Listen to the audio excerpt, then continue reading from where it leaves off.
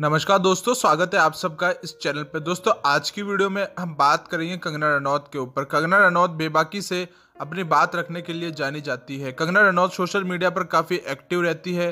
Actress आए दिन Twitter के जरिए किसी ना किसी पर निशाना साधती ही रहती है। कई बार सोशल मीडिया पर कंगना को ट्रोलिंग का भी सामना करना पड़ा है। हाल ही में बॉलीवुड की पंगा क्वीन कंगना रनौत ने अपनी ज़िंदगी से जुड़ी कुछ बातें ट्विटर पर शेयर की है, जिनकी अब काफ़ी चर्चा हो रही है।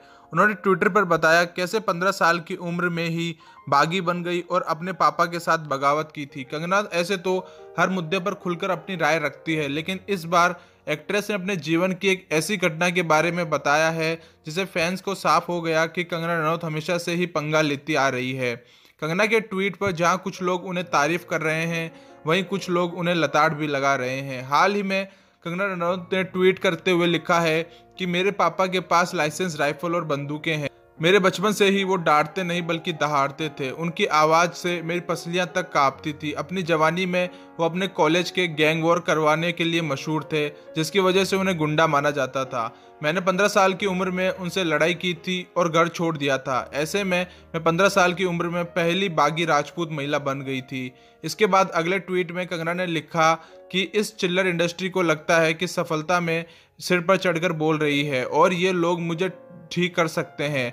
मैं हमेशा से ही बागी थी और बस ये सफलता पाने के बाद मेरी आवाज़ और बुलंद हो गई और आज देश की सबसे महत्वपूर्ण आवाज़ों में से एक हूँ। इतिहास गवाह है, जिसने भी मुझे ठीक करने की कोशिश की है मैंने उसे ठीक कर दिया है। दोस्तों, इसके बाद कंगना रनौत ने लिखा कि मेरे पापा चाहते थे कि मैं दुनिया की बेस्ट डॉक्टर बनूं। उन्होंने सोचा कि हमें बेस्ट इंस्टीट्यूट में पढ़ाकर वो एक क्रांतिकारी पापा बन रहे हैं। जब मैंने स्कूल जाने से मना किया तो उन्होंने मुझे थप्पड़ मारने की कोशिश की। तब मैंने उनका हाथ पकड़ लिया था। मैंने उन्हें कहा, अगर आप मुझे थप्पड़ मारोगे तो मैं भी आपको थप्पड़ मारूंगी। वो हमारे रिश्ते का अंत था। उन्होंने मुझे देखा, फिर मेरी माँ को देखा और फिर कमरे में चले गए। मुझे पता था कि मैंने अपनी सीमा पार कर दी है और मैंने उन्हें कभी दोबारा नहीं पाया, लेकिन मैं पिंजरे में नहीं रह सकती थी और आज़ादी पाने के लिए मैं कुछ भी कर सकती हूँ। दोस्तों, हाल ही में कंगना रनौत देशद्रोह के केस में भी सफाई दी है।